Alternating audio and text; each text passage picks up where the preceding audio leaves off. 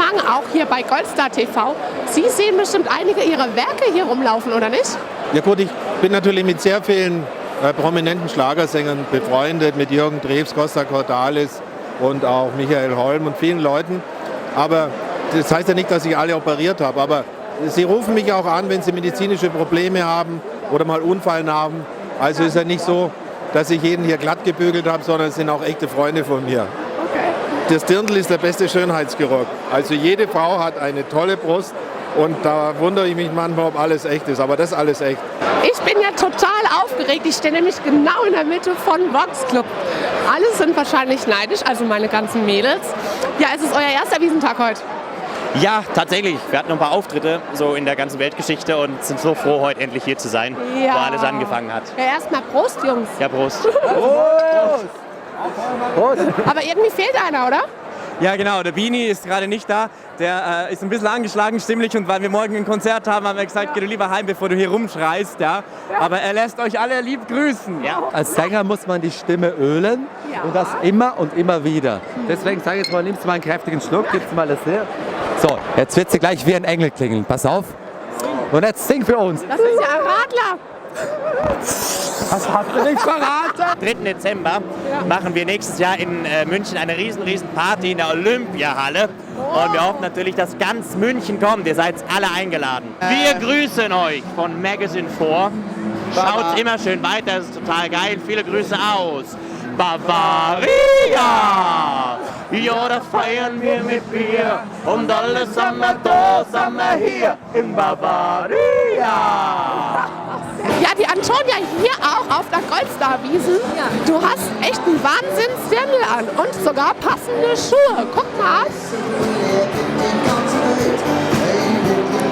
Ich freue mich total, weil das Feedback für mein Dirndl ist wirklich großartig und es ist ja aus meiner eigenen Kollektion und es ist auch der Verkaufsschlager, also dieses Modell. Ja. Also ich bin jetzt auf meiner Auf die Bänke-Tour, die hat gerade vor ein paar Tagen angefangen und nicht nur hier auf der Wiesn, sondern es wird auf der ganzen Welt Oktoberfest gefeiert. Also ich bin jetzt in Luxemburg, in Belgien, in Österreich, in der Schweiz. Nächstes Jahr sind wir sogar in Brasilien. Also die nächsten 2 Wochen sind es 35 Auftritte und das wird schon eine harte Tour jetzt.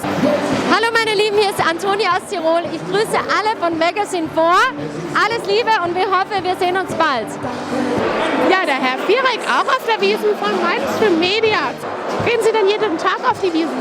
Zurzeit schon, ja, aber gestern habe ich einen Tag Pause gemacht, weil ich einfach mal ausruhen musste. Aber jetzt gibt es Endspurt bis Freitag, dann fliege ich wieder nach Arizona und mache wieder eine neue Harley-Davidson-Tour. Na, ist ein gutes Ende, das ist immer eine gute Party, man trifft Kollegen, Freunde, alles Mögliche. O-Saft ist. Ja, hier haben wir mal eine Dame mit gescheit Holz vor der Hütte. Du siehst fantastisch aus, Melanie. Lieben Dank, Dankeschön.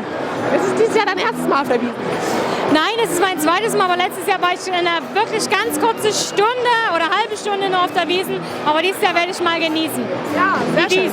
Genießen. Du hast ja ein ganz tolles Dirndl an. Von wem ist das?